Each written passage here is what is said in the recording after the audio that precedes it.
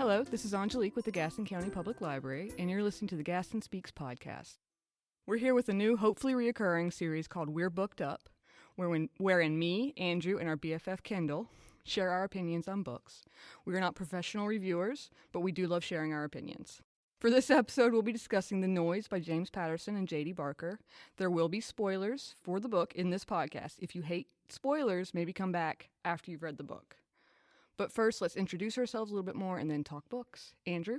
Oh, I get to go first. Yay. Yes. Well, thank you for having me again, Angelique. I'm always shocked that you let me back because it takes a lot of time to edit Andrew's stuff out. So I'm good. I have been reading, I read The Noise. And then... So actually, I want to talk about a movie that I watched recently. It was really good. It's called The Truffle Hunters, and it's an Italian movie. It's a documentary. And if for those of you who don't know, truffle, the food, it's a mushroom variety, and it's like this rarity, and it's delicious. If anything, you have truffle with it in it, it's really, really good. But it's about these fourth generation or fifth generation Italian men and their dogs and their pigs and how they go and like hunt the truffles. And there's like all these secrets of the trade that only get passed down like from generation to generation. It's a really good movie. I know it's foreign and it's a documentary, and so most people are like, nope, not doing it. But it's actually really entertaining. If you get past the subtitles, it's worth it. And then, so I'm reading a book called Less by Andrew Sean Greer. It won the Pulitzer, It's on my to-read list. Oh, okay, gotcha. I've been reading it for about 4.5 years, but I'm finally like getting through it when it won the Pulitzer. But it's really good. It's about this author who kind of is trying to escape the demons of his past and goes on this book tour. And it's just really well written. It's really good. And then I also, I'm not a children's librarian, which everyone's grateful for, but I actually, this is a kind of a personal shout out, but the book's really, really good. So I can be honest and say you should read it. So my brother-in-law has a cousin named Maya Myers, and she and her husband, Matt Myers, are both authors. They live in Charlotte, and she has a new book out called Not Little. It's her first picture book. And I'm really hoping to get them at the library. They don't know that yet, but they're going to come. That's happening. My sister, when she was at Davidson, babysat Maya's girls. So they're not just like, sounds like a random distant cousin, but they're actually really close. But her book about Not Little, and it's about this girl who's the littlest in her family, and she goes to school, and there's this kid that's kind of getting picked on for being little, and she stands up for him, and it's just a cute book. So there you go. I gave you a movie, an adult book. That sounds bad. A book for adults, and a children's book. All right, Kendall? Hi. Thank you so much for having me. I'm so excited to talk about this book. What am I currently reading? So I tend to enjoy realistic fiction, but I can do a little bit of magical realism. It just has to be kind of grounded in this world. I have a hard time with fantasy. Anyway, the last book that I just finished was called The Invisible Life of Addie LaRue. So good. I gave it 5 stars. It's amazing. If you like any kind of magical realism, do it. It's so good. It is about this girl who basically makes a deal with the gods after night to be able to live forever. But the catch is no one can remember who she is once she's met them. So everyone forgets who she is. And then about 300 years later, she's going along with her life, and she bumps into somebody who remembers her. What? Spoiler alert. Except it happens kind of in the beginning of the book. But yes. That's funny. Anyway, what was the other question? I don't know.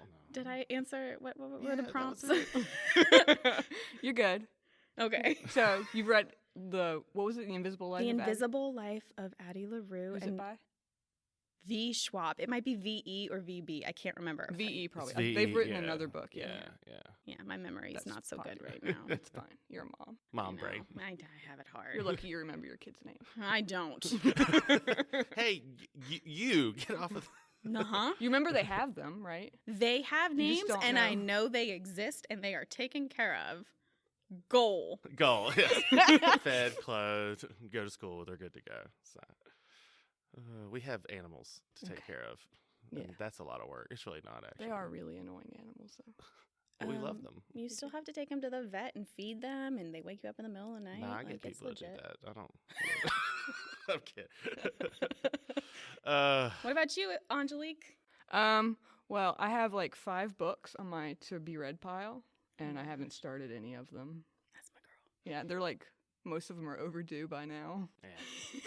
So We no longer charge overdue fines, so you're yeah. good. But eventually I'm going to be charged for the entire book. True. So We do charge if you don't bring it I should probably back. get started. I genuinely enjoy like speculative fiction, fantasy, sci-fi genre stuff. Like my particular favorite is like urban fantasy Oh, with like a mystery element. But actually the last book I read, which is actually the second time I read it, was The Goblin Emperor by Catherine Addison. I've heard that one's good. It is good. It's more like a political intrigue book. It's set in Yeah. like this high fantasy world, Right. but it's very grounded in like politics. It's about this half goblin, half elf named Maya, who's suddenly thrust into the role of the emperor because like everybody before him in line dies suddenly, mysteriously. Dun dun dun. Dun dun dun. It's pretty good. I like it. You should add sound effects. Like instead of us just So- like dun dun dun. No, I like think you should add I think sound it's effects. better if we provide them ourselves. I think that works out. I mean, This is a is very there? professional podcast. It's more authentic. Before we go on, can I say I saw in some of the notes that you wrote speculative fiction. I had never heard of speculative fiction. I went to the library for 6 years. I've gone to library school, and I did not know that. So I had to Google it. So thank you for teaching me a new word. You're welcome. You know, Oh, help us. All right, are we ready to Yes, start with the book? Let's do it. yes. The book, The Noise by James Patterson and J.D. Barker. All right. Okay, so we'll start with like a little intros for the author. You probably all know who James Patterson is, though. Unfortunately. So what I have here, James Patterson, every time I look him up, one of the first things it said is world's best-selling author. That's true. He's a noted philanthropist. He's an Emmy winner. He's written over 200 novels. He's a Florida man. And he's just overall a That very explains. prolific. He's a very prolific publisher of books with his name on them. That's true. And then his co-author for this book is J.D. Barker, who is nowhere near as prolific as Patterson. He only has a few books out. I think his most popular book is called Forsaken. It became a bestseller. And he also previously wrote with Patterson The Coast to Coast Murders. So there's that. And I'm going to read the blurb of the book. So thank you, Kendall, for bringing it. No problem. Because Andrew just checked ours in and sent it on. Helping circulation. Exactly. Okay. So here's how it goes. Know this. Once you start the noise, you won't be able to stop. That's on the inside cover. Two sisters have always stood together. Now they're the only ones left. In the shadow of Mount Hood, 16-year-old Tennant is checking rabbit traps with her 8-year-old sister Sophie when the girls are suddenly overcome by a strange vibration rising out of the forest, building in intensity until it sounds like a deafening crescendo of screams. From out of nowhere, their father sweeps them up and drops them through a trapdoor into a storm cellar, but the sound only gets worse. Okay, so that's why I wanted to read this book, because that sounded interesting, and I regret it. About to say the blurb was better than the Yes. book. The blurb is It's really like the interesting trailer. to When me. the trailer's really good, you're like, "Oh, this is gonna be good," and it's just like the worst movie you've ever seen. Yeah. Yeah, that blurb is really good. Yeah. It was a solid blurb. It was was. not the worst book I've ever read. though. Really? It wasn't. It was not. Oh. Side note, we should talk about Faye Far Away because it was. I also read that this year. It was bad, but that was really loud. But have you guys read James Patterson prior to this? Mm-mm. No. I think I tried to start one of those NYPD read ones because when it first came out, I was like, "Well, I'm gonna, as everyone loves James Patterson." I didn't finish it. It wasn't terrible, but I just didn't finish it. So, like, before we start this conversation about this particular book, I've read about 10 James Patterson books, Good.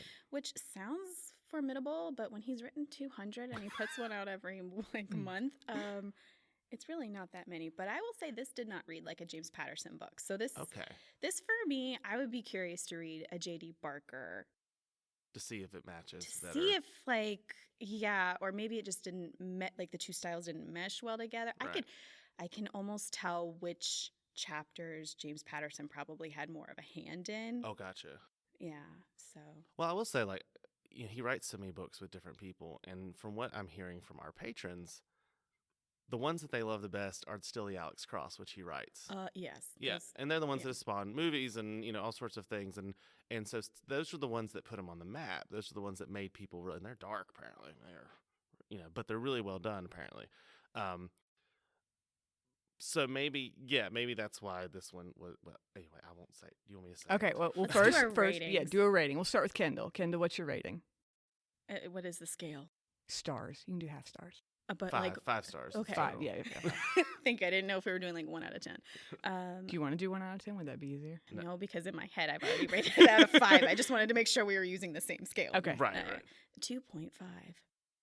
Negative 325. Okay, that's very... No, I'm just kidding. How about 0.5? I'll give it 0.5. I thought he was gonna say. I'll go 2.5. I'll tell you why. Because like I didn't ultimately end up liking it, but it kept me invested. Like I wanted to know what happened, but I just wasn't. See, I wanted all all of them to die in the first 50 pages, so I didn't have to keep reading it. Ouch. So for me, I'm sorry. I don't know. The way I was, my 2.5 is because I didn't personally like it. However, I know there are people out there that would enjoy this book. Oh, yeah. Now, part of it is I have a hard time with the horror genre. I'm not into grotesque. Yeah. I'm not into the end of the world, apocalyptic kind of stories. They're also depressing. Yeah. They're all depressing. So I will say, though, if you don't like a ton of horror, but just a little bit, this is like a nice horror light. Yeah. It's more. It's like more of a thriller. Yeah, but Sci-fi I wasn't thriller. thrilled by Yeah. it. I mean, like there weren't like scary pop out scenes. Yeah. Right. But it was like there were grotesque moments. You were Unnerving. suspenseful. I definitely think it was suspenseful. I didn't know what was going on. And I still don't. I don't and think. I finished the dang thing, and I don't know what's going on. I don't think they knew it was going on until they got to the end. Yeah, they had to like figure out. There's certain things. I think how they wrote it was like one of them would write a chapter and the other one would write a chapter, and then they'd keep trading it, and then they go off what was in the previous chapter. And then, like, if whoever wrote the previous chapter didn't intend for what would happen in the next chapter, they'd have to redo it for the next chapter. Oh, that's and it's funny. kind of built on each other. That's what it's like a round robin kind of thing. A round robin horror book. Yeah. You die. It's like Oprah. You die. You die. Now you die. I don't know. Okay. So let's start on a positive. Is there anything that you liked about it? I liked when I was done with it. Okay. Kendall. I actually really loved the character of Dr. Harbin. He was my favorite. I think he should have been the main character. And I didn't mind Frasier. I felt like he was a very James Patterson-esque character. He writes a lot of military stuff. Yeah, a lot of military stuff. But then also, back when I was reading like the Alex Cross series, Right. James Patterson's really good about keeping like some more human elements. Like their flaws seem real. Whereas like Dr. Chan, I was so annoyed by that character, but we'll talk about her later. But things we liked. I really liked Dr. Harbin. He was good. I liked that the scary, grotesque scenes didn't haunt me in my sleep. Like I could handle that. They weren't so descriptive to the point. Yeah. But I definitely got the point of what he was trying to do, and I could see the message he was trying to send. Or they, I should say they. There were two authors. We think, yeah. Okay, and there's nothing you liked about it. I don't know.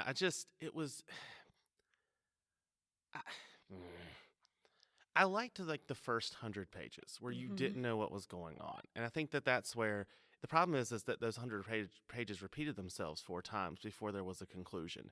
And it felt like I was seeing the same story over and over and over again. So the first time where you really don't know what's going on and they're just trying to piece everything together, and until they all kind of merge, I kind of liked that part because it did kind of keep me in of, okay, well, what is this? What's going on? And then after that, I just didn't care. they built that curiosity. Yeah. And then to me, it just, that's what I liked about it. I did like Harbin. He was cool. And yeah, that's probably the only character that I really cared about at the end. I know how that sounds, but a lot of these characters, they just didn't. Maybe Tenet. Mm-hmm. Maybe Tenet. Agree. Because she really, even at the end, there's this. She lives in a world where she doesn't know what's going on in the world on purpose, and so she probably never really fully figures it out. And she lost more than anyone else lost in that. And so I did like that character. They didn't really do enough with her as a character, but they did make me feel the sympathy for her. So I guess I did. I guess I liked it more than I thought. I did not. We'll get to the next part. I'll wait. Okay, so like I said, I liked the premise, and it did keep, like I said, it also kept me invested. Like I wanted to know what happened, even after like a dozen times of wanting to know what happened and being disappointed. Just being ever so slightly disappointed. And I couldn't really connect with any of the characters, though, so I can't say I liked any of the characters. The setting was nice. They kind of did well with the setting, I guess. Sometimes. If they were ever to make this into a movie, they would have some really beautiful shots of the Pacific Northwest. You know, like the cinematography would be good.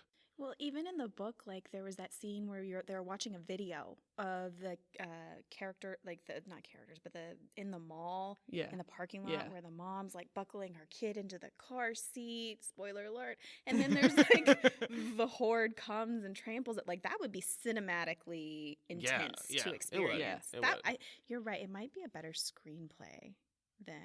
And it'll probably be one of those movies. If they make it to a movie, it would not be like it's not winning any Oscars, you know. But it would be fun. I have a feeling though, if they made it into anything, they would make it into a miniseries of some sort. Yeah, oh my gosh, you're right. Oh yeah, because that's what they're all doing. doing. Because they can make it into like a solid like 95-minute movie. Cut out all the like extra, and just make it this lean kind of horror thriller, and it would probably be semi-decent. Yeah.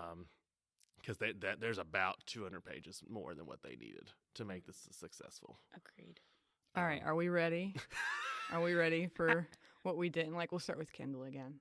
Audience, are you ready? Okay, so for me, I'm a big character person. I can forgive plot points more than I can forgive a bad character. And, you know, they focused a lot on Dr. Chan. She drove me nuts. And here's why. 2 reasons. One, it's a silly thing, but they focused on her height a lot. Yeah. They're like, she's short. She's a tiny woman. And they made it like an issue. Like it's like she's got a chip on her shoulder about it. But I don't know if anyone has ever actually met a short woman. That's not how short women are. We're tough. Because I feel like I'm a short woman at 5'3". You know? Like, we don't take guff. Like, it's... And what does it matter? Yeah. I know. I feel like they were trying to give her an obstacle to overcome. But I don't think she needed it. And I think had they... I don't know if they were trying to do, like, an... anti-hero as a as a woman, but it didn't play right. I feel like if they had just made her short and a powerhouse, like if they gave her Dr. Harbin's personality and her tiny little body, I would have loved it so much more. I really would have. You can tell that character was written by 2 men. Yeah. Just saying. So that was my first issue. And then the other thing is they have established this world where Dr. Chan comes in and is like, helping the military. She's done this before. She has top secret clearances. Girl cannot follow orders to save her life. No. She's constantly jumping out of the helicopter, asking questions, sneaking around, and Dr. Harbin does it too, but it's not as... He does it at the end when like the world's falling apart. Like it's not... She immediately is angry. She hates Holt. I didn't have a problem with Holt. I thought Holt was fine. I was sad when he died. Like, sorry, dude. Yeah. But they were like, ha, Holt, you villain. And I just was like, what? So I had a really big problem with Dr. Chan. And then that was my only issues with her. I loved that when they had her interacting with the children, I feel like her character seemed real and fleshed out. And they were like, she's a mom. She's interacting with the children. She has their best interest at heart. And then as far as like the book, there's so many plot holes and things that don't make sense to me. So like they talk about how in the beginning there are these clear-cut pathways through the trees that are 20 feet apart. So it can't be a tornado, and it's clean breaks, and it's like there are like 7 lines coming into this one path. Yeah. But y'all, if it's a herd of running people who are supposed to be zombie-esque like, you don't think there'd be a little bit more chaos there? Like, right, and at the end, it's clearly chaos. I mean, yes, it's clearly just, people are falling underneath. I don't understand why they made it clean cut. Had they just been like, a bunch of people disappeared and there's this weird path that there's some destruction. Also, I never figured out where exactly it started. Where what started? The horde itself. Like, I know it's... That I figured out. Okay, so I can't be wrong, so audience correct me if I am. But the idea was that it was these experiments going on to be able to link humans into essentially the internet to be able to download information to the human body as if humans were the computer, right? Right. And so the way they do that was to dial in with a frequency, like a fax machine noise.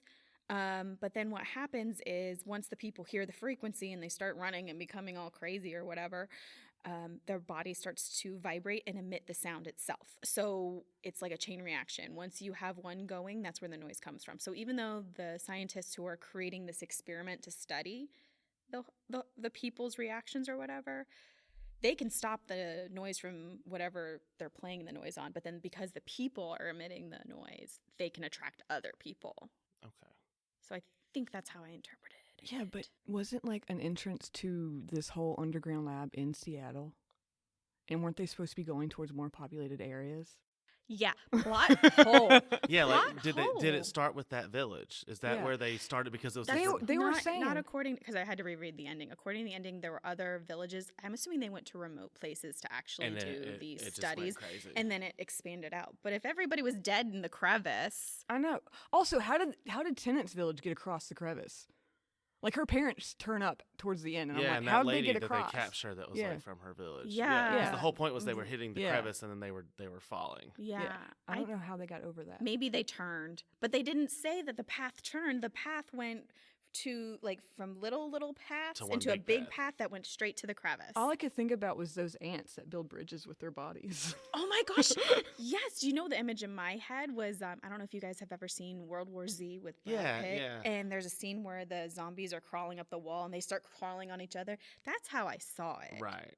But yeah, no, if they're all dead in the crevice, how did the horde start going somewhere else? It just didn't make. I was having a hard time like piecing together the timeline afterwards.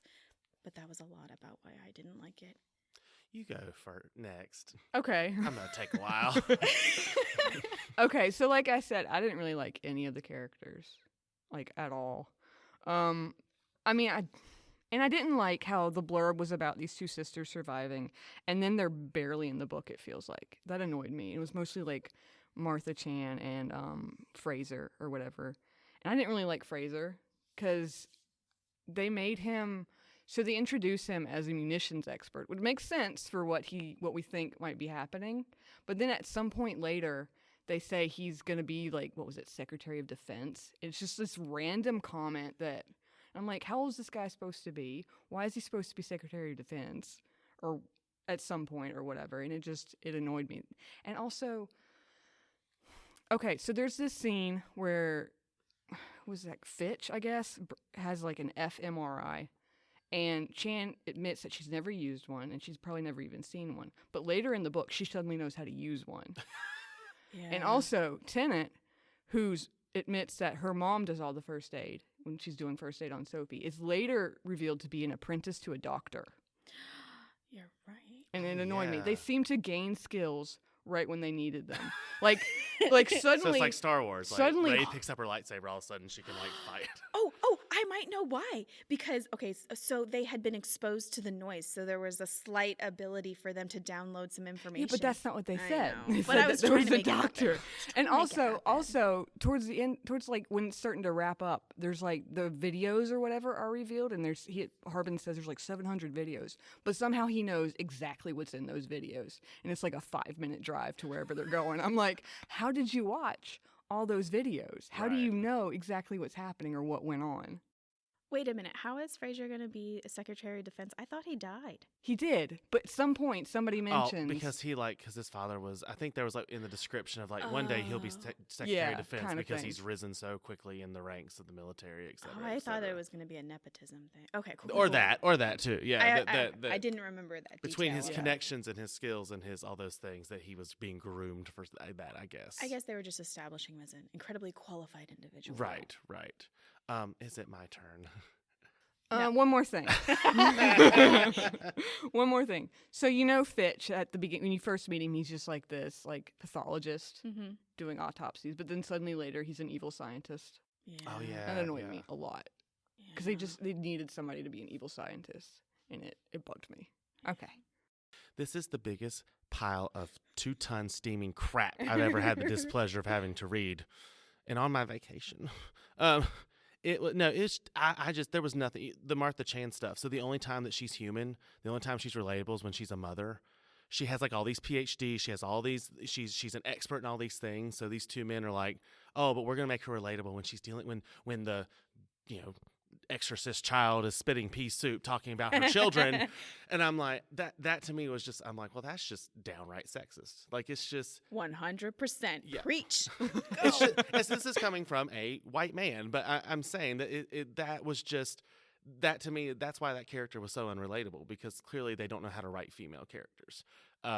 The plot was ridiculous. It took 300 pages to do or 400 pages what it could have done in 200 pages. I mean, it was just the same, repeating over and over and over again. And that ending, really?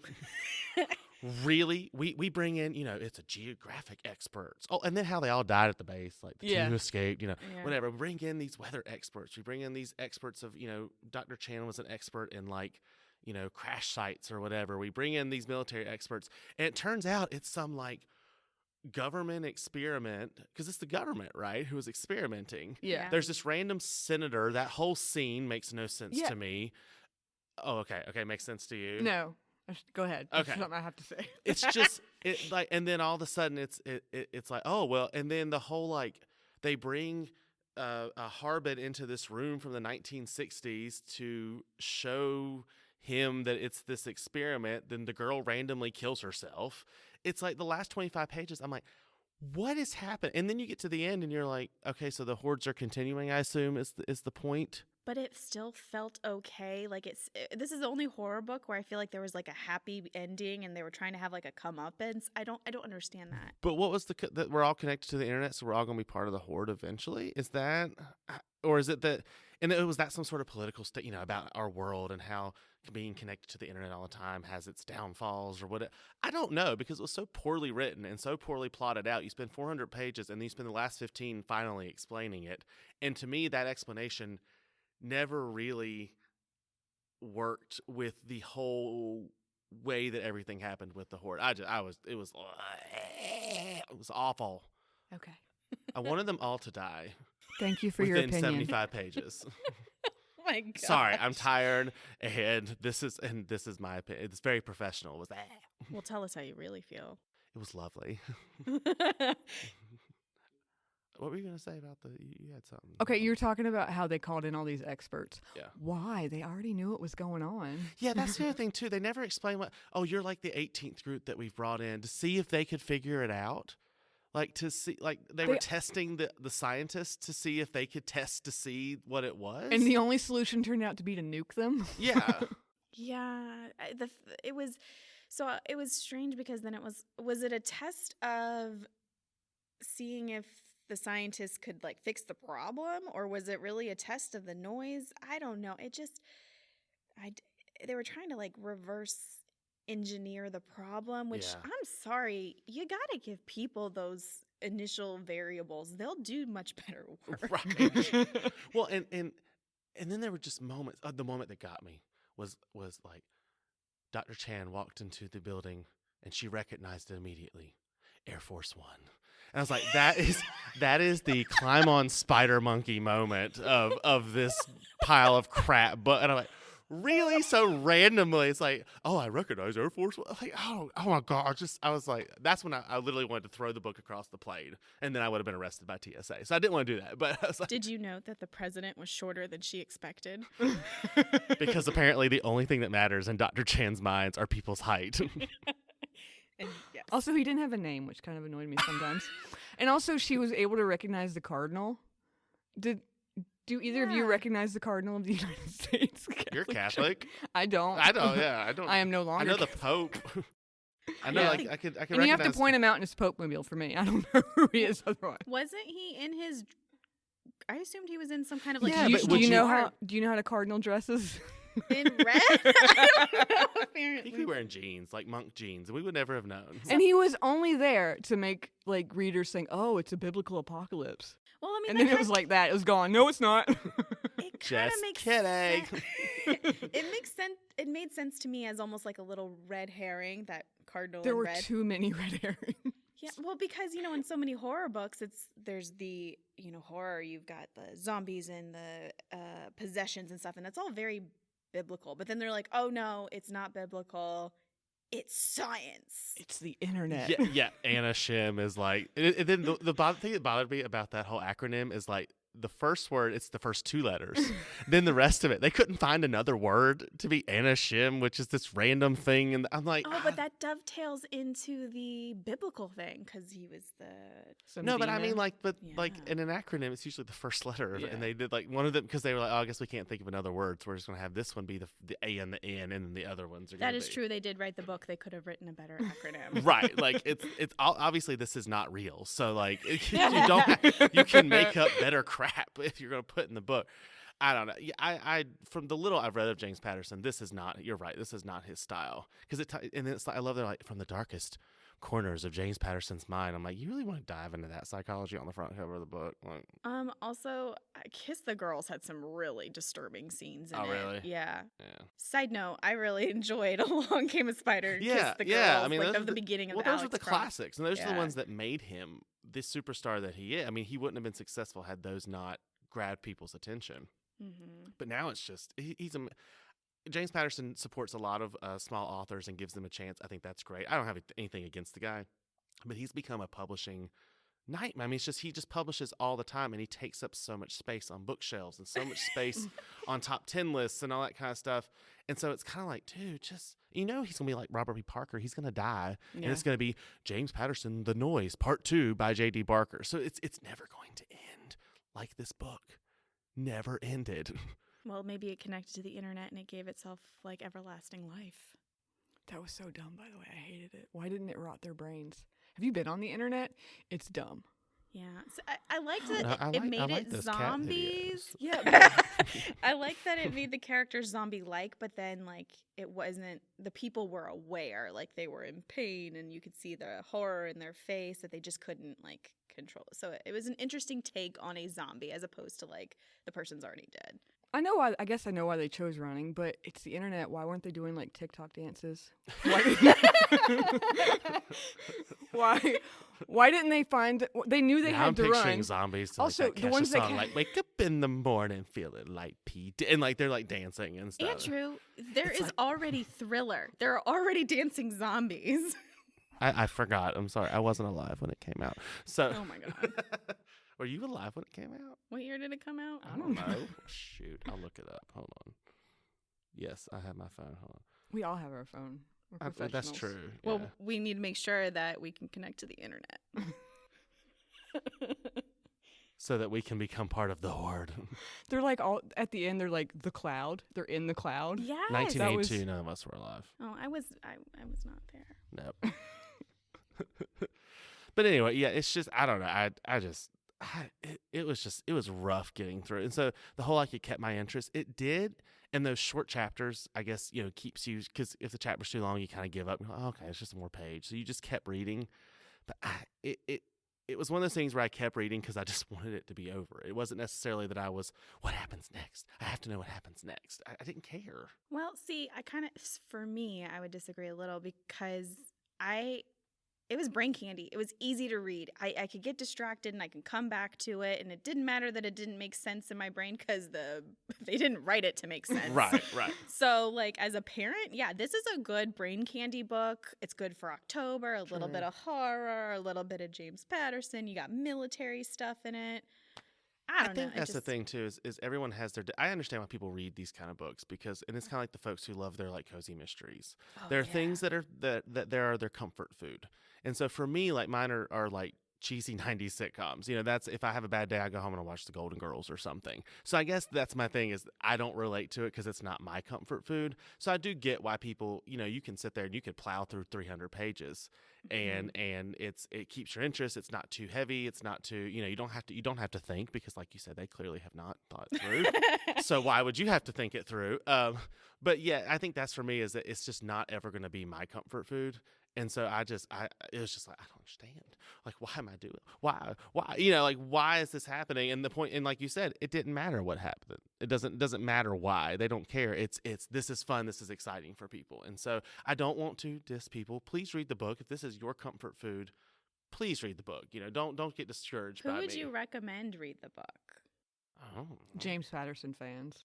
Yeah. You're going to read it anyway, they might James as well. Patterson read the book and so he can fix it, because I'm pretty sure he didn't. I wish the editor would reread it and cut out some stuff. No, James Patterson fans, again, like you said, if you're looking for that kind of mindless, entertaining, that mixture of horror, thriller, there's I do think there are a lot of people who kind of like the horror genre, but they're like you. They're like, I don't want to go see Halloween Kills where there's like 76 bodies just mutilated. Like, that's not fun for people. Yeah. But they like a little boo. A little bump in the night. This would be your what'd you say, horror light? Horror light. Horror light. Yeah. So I would recommend that. I think I would recommend it for somebody who, yes, reads James Patterson, but one of my, the patrons that come with giant bags and instead of watching TV, they sit down and they plow through a dozen books in a week.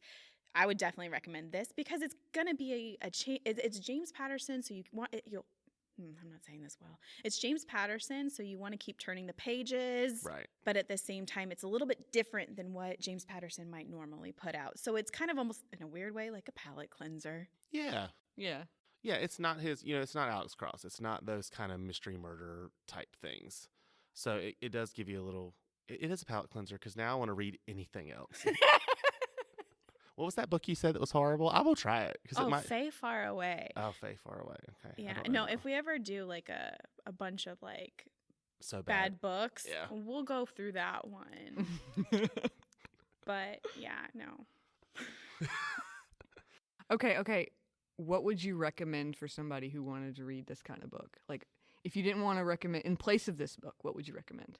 Ooh. Yeah. That's a great question. I recommend The Golden Girls.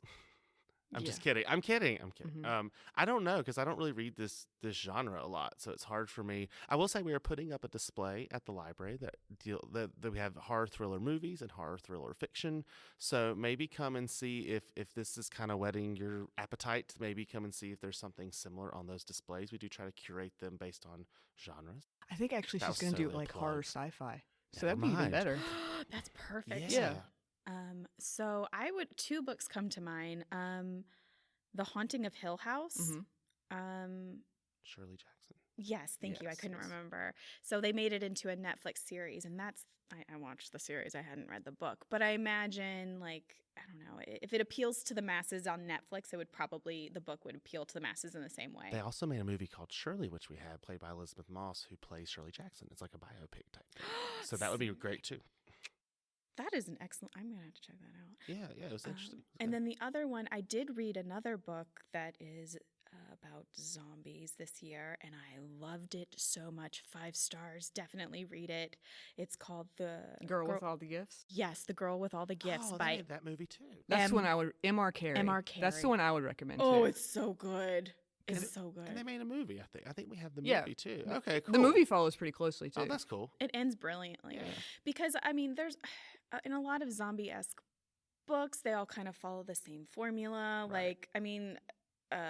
Kind of like, oh, what's that Will Smith movie? I actually read the book too. I Am Legend. Yeah, I Am Legend. I can't remember the author, but I actually read that. Matheson, I think. Yes, William? Robert. Richard. Richard. Right? He's like the classic horror. Yeah. Yeah, Richard Matheson. Yeah, no, I enjoyed that. So your classic horror books, I probably would put in place of The Noise. Well, even World War Z. I mean, Max Brooks is he's Mel Brooks' son. I liked he's World War Z. And he's a very prolific. He has a lot of books kind of in that vein. I think World War Z, of course, is his biggest one, but I think he has other ones that are kind of in that same thing, and he has been well received, well reviewed. And again, they made a movie out of it, so that gives you some options too.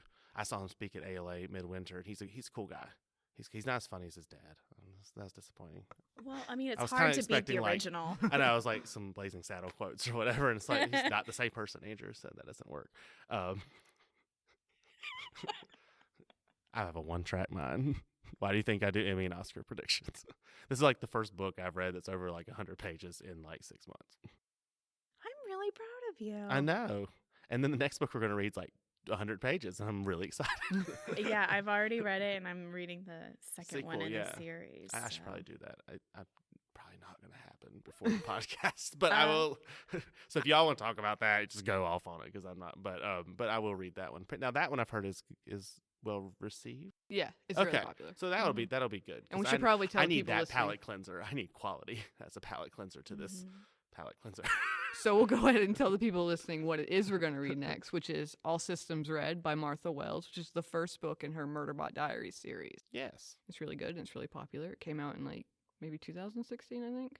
Okay, so it's not that old. Yeah, and she recently had one out, like the 6th in the series, out this year in cool. April, I think. So it's so still if you like ongoing. it, then we can recommend the rest of the series. Which yeah, is really most cool. most of them are like the novella size, except for the 5th one. I like that. Yeah, we should review short. children's books.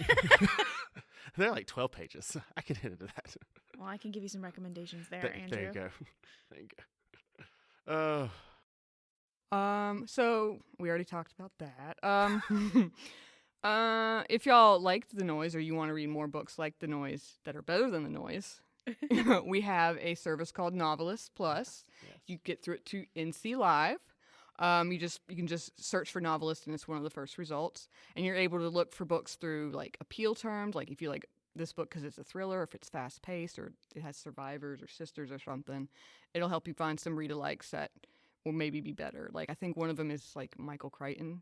Oh yeah. The Andromeda Strain. Yeah. It's a classic. Yeah. So also this book kind of made me think of like, what's that book by Outbreak by Robin Cook? I've never read it, but I know it's about. Robin like, Cook would be a great author if this is your vibe. Yeah, definitely do Robin Cook. Because his is very much like virology type. Yes. Yes. Good call. Yeah. All right. Are we done with The Noise? Do I have to talk about it ever again? Let's turn the noise off. Yes, please.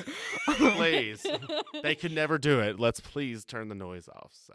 All right, folks. That's it for our first episode of We're Booked Up. Let us know what you thought about The Noise by James Patterson and J.D. Barker. Did you love it? Hate it? Did you forget you read it? Leave us a comment on the podcast or go to gastonlibrary.blogspot.com and leave a comment on the We're Booked Up blog post or any post. Really surprised me. Thanks for listening.